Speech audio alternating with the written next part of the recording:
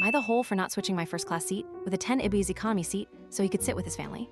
Background info, 23F had been planning a trip to San Francisco for around a year at this point and had booked my tickets a year in advance. Around about a month or two before the trip, the airline called me saying they'd like to upgrade me to first class due to my points and being a member.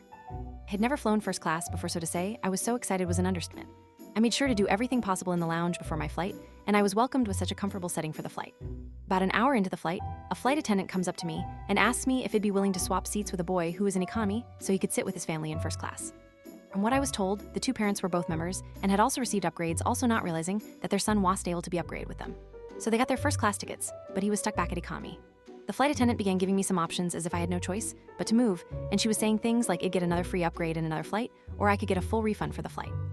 I asked her if there was any chance I could stay in my seat, because I genuinely thought I was being kicked out, and she said that the two parents and I were the only upgraded passengers on the flight, and there were no other first class seats available, so if there was to be any chance for the boy to sit with his family, it would only make sense for him to sit in my seat.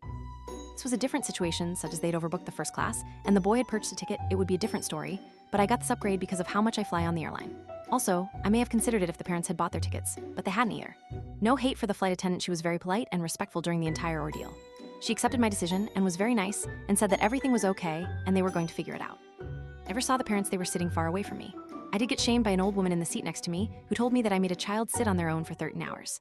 I get a flight alone for a child is the scary part, but I saw him walk up and down the aisles like every hour to meet his parents, so it wasn't like he was alone. So am I the hole? Because supposedly this is what a hole would do.